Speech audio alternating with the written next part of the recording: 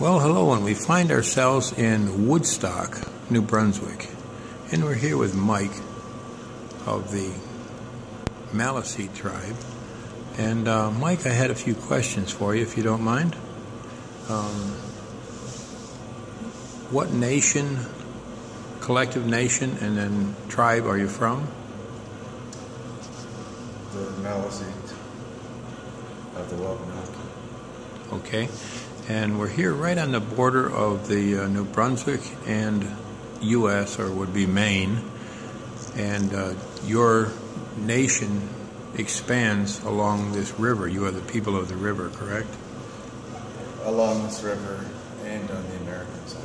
Right. And this river is the name? The colonial settlers call it the St. John River. Mm-hmm. We know it as the Woodstock. Okay. And in your time here on Mother Earth, what lessons have you learned from Mother Earth? How to live, how to survive. Okay. And what advice would you have for the rest of us here on Mother Earth?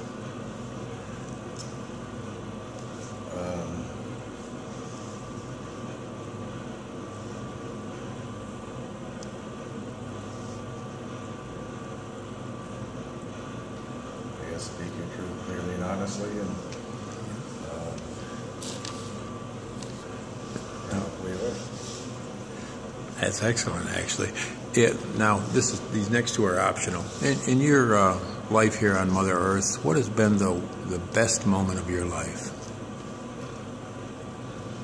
I would have to say my children are born. Yeah. Okay, and now this is option, of course, but what has been the worst moment of your life? The worst would have to be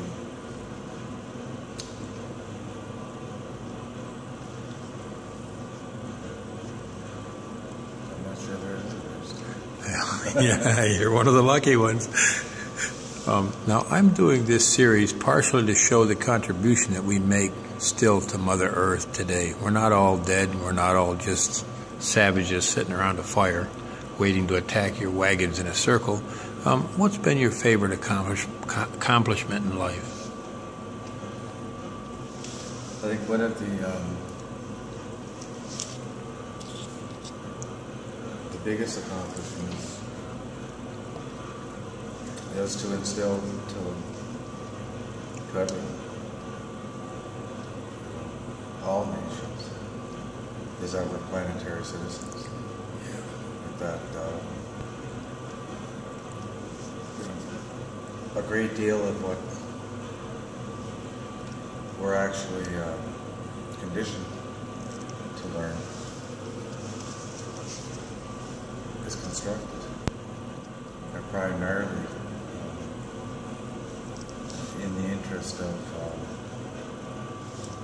I guess, the advancements of what societies, and more than anything, I think what has to happen is people have to shift back to living in a generalist way, so that knowledge stays transferred and not institutionalized. Institutionalized learning is a colonial strategy.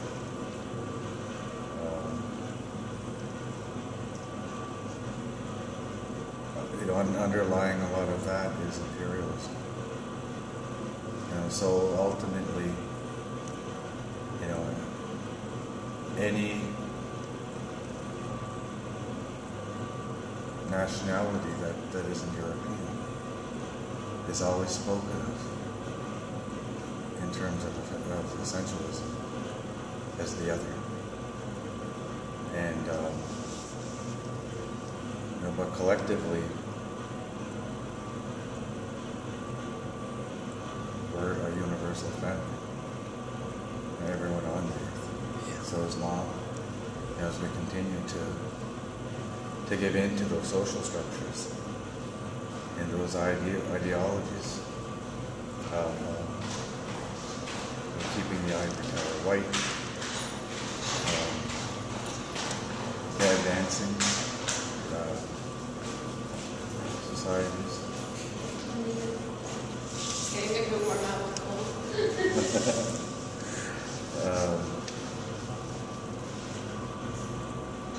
And more than anything, it's time to wake up.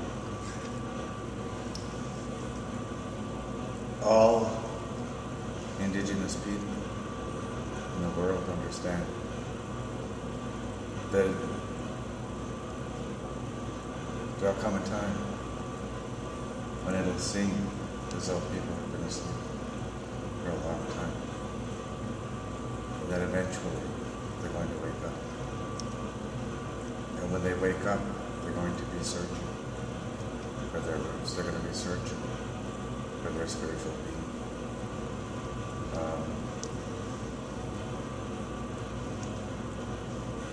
We have to consider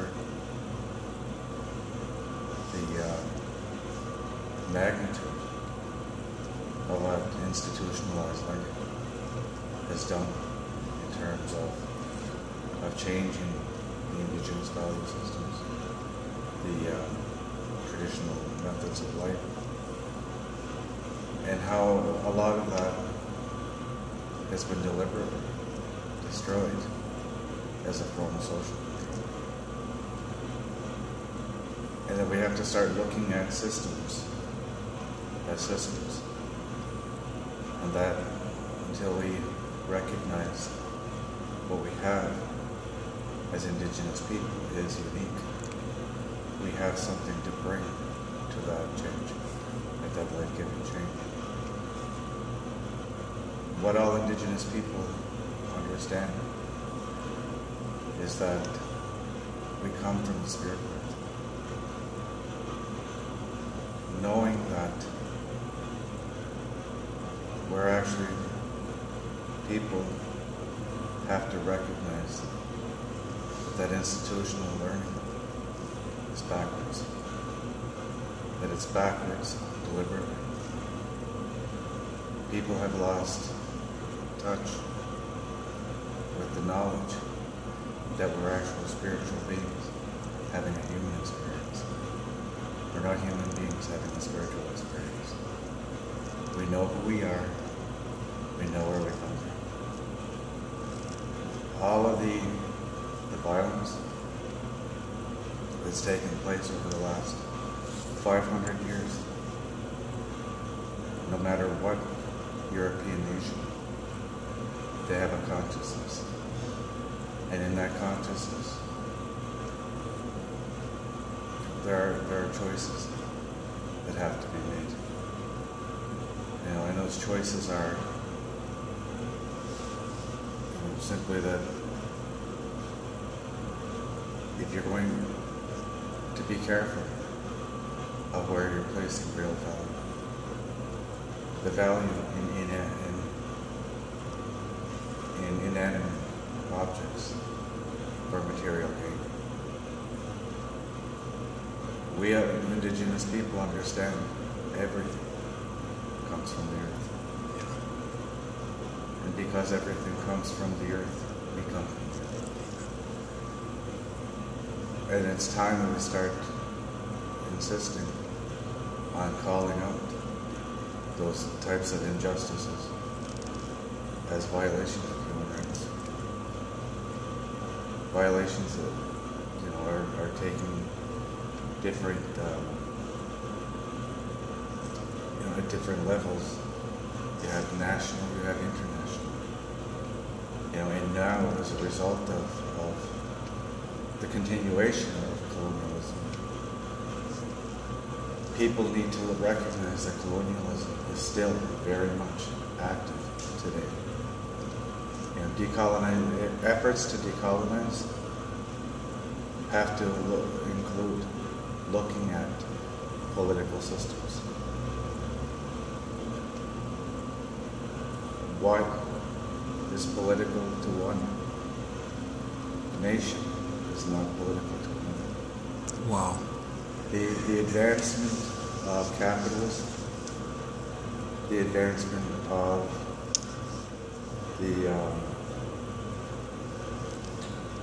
the division, the capitalist division of labor, is a form of slavery, right? In the sense that imposing colonial policy politically is one. Structurally, it creates a dependency that prior to colonialism never existed, was never necessary. The whole generalist idea, the whole generalist lifestyle, and knowledge being transferred, or what we consider to be, and what we've always known to be, natural instruction, natural law. Wow. One question I really was hoping to ask you. I'm gonna pause here for a sec.